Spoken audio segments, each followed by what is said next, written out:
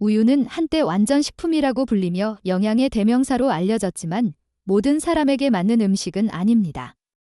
특히 나이가 들수록 우리 몸은 변하고 젊을 때 문제없던 음식이 중장년 이후에는 오히려 독처럼 작용하는 경우도 있습니다.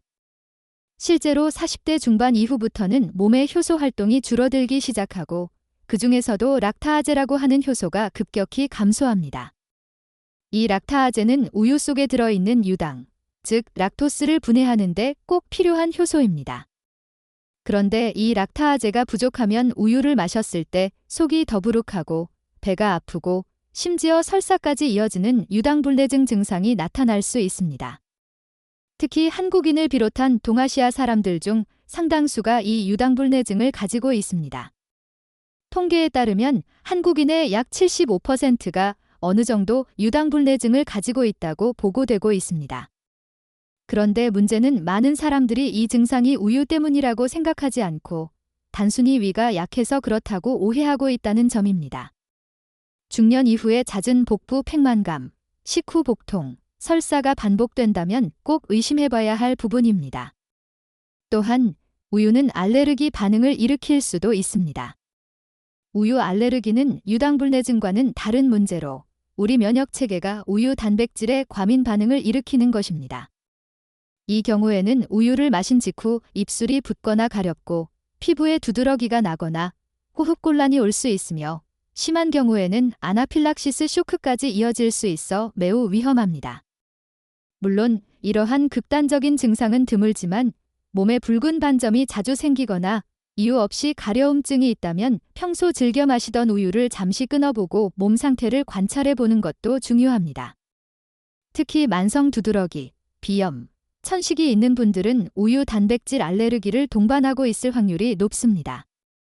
그리고 또 하나 중요한 것은 우유가 염증을 악화시킬 수 있다는 연구 결과들입니다.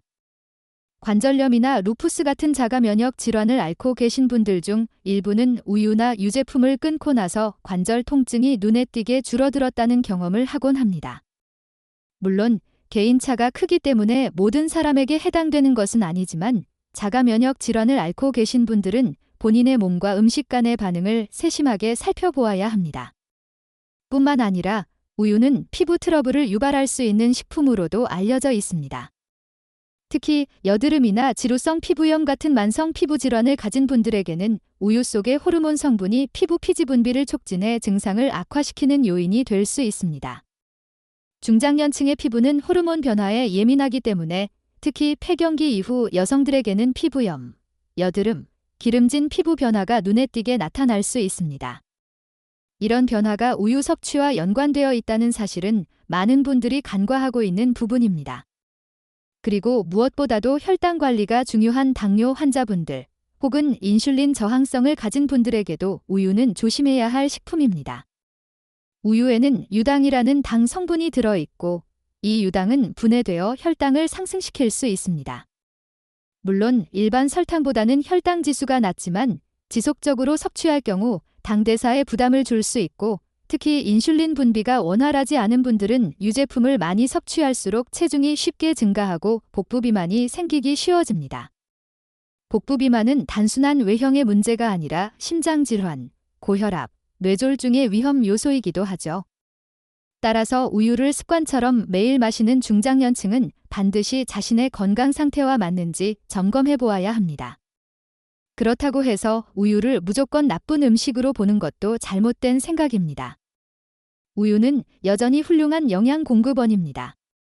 단백질, 칼슘, 비타민 B12, 인, 마그네슘, 리보플라빈, 그리고 좋은 지방산까지 포함하고 있어 뼈 건강, 근육 유지, 면역력 강화에 중요한 역할을 합니다.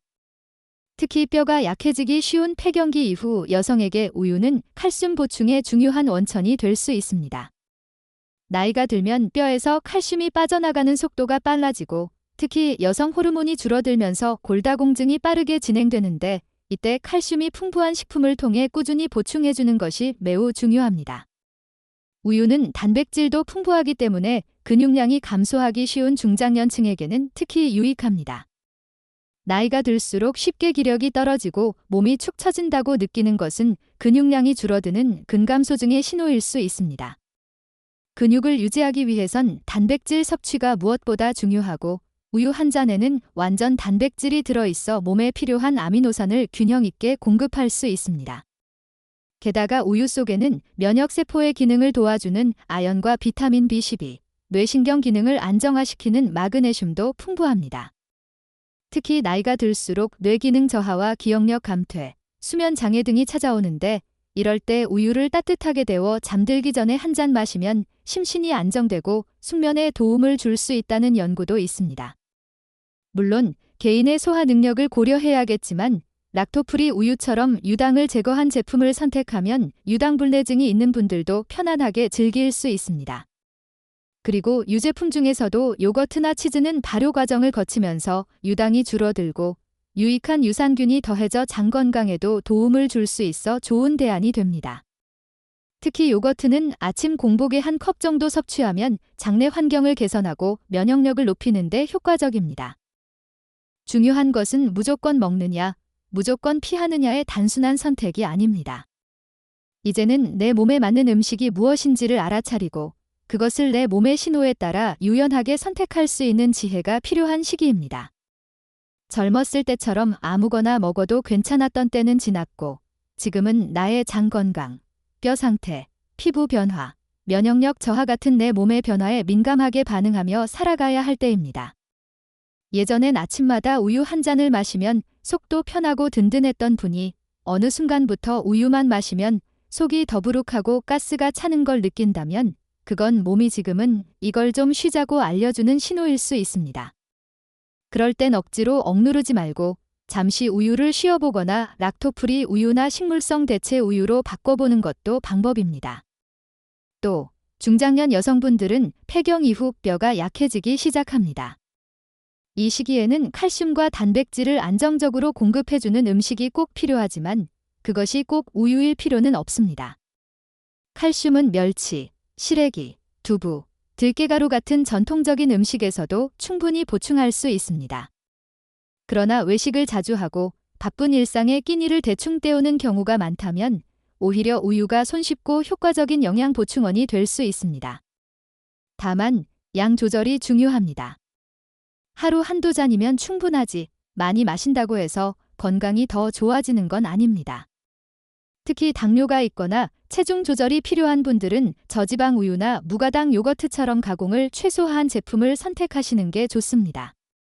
우유를 마시는 시간대도 고려해보세요. 아침 공복에 마시는 것보다 저녁에 따뜻하게 데워서 마시는 것이 속에 더 편안하고 숙면에도 도움이 되는 경우가 많습니다. 특히 밤에 깊은 잠을 자지 못해 뒤척이는 분들, 새벽에 자주 깨는 분들에겐 따뜻한 우유 한 잔이 심신을 진정시켜주는 훌륭한 자연수면제 역할을 할 수 있습니다. 여기에 꿀을 아주 조금 타거나 계피가루를 살짝 뿌려 마시면 체온 유지에도 도움이 되고 마음까지 편안해질 수 있습니다. 나이가 들수록 중요한 건 균형입니다. 지나치지도 않고 모자라지도 않게. 우유를 무조건 금기시할 필요도 없고 무작정 매일 마셔야 한다는 강박도 가질 필요 없습니다. 내 몸이 편안하고 소화도 잘 되고 피부나 장에 큰 무리가 없다면 하루 한 잔 정도는 충분히 도움이 될 수 있습니다. 반면 우유를 먹고 속이 불편하거나 피부 트러블이 생긴다면 그것도 존중해야 할 몸의 언어입니다. 요즘은 정말 다양한 유제품이 나와 있습니다. 락토프리 우유, 아몬드 우유, 귀리 우유, 코코넛 우유, 저지방 우유, 고단백 요거트까지. 내 몸에 맞는 우유를 찾는 것도 하나의 건강관리입니다. 무엇보다도 중요한 것은 내 몸을 이해하고 사랑하는 마음입니다. 음식은 우리 삶을 지탱하는 가장 기본적인 요소이자 가장 정직한 거울입니다. 우유 한 잔을 놓고도 내 몸과 대화할 수 있는 지혜, 내 몸에 귀 기울이고 나에게 맞는 식생활을 찾아가는 그 과정이야말로 중장년 이후 삶의 품격이 아닐까 생각합니다. 오늘 영상이 여러분에게 단순한 건강 정보가 아니라 내 몸과 다시 소통하게 해주는 따뜻한 계기가 되었으면 좋겠습니다.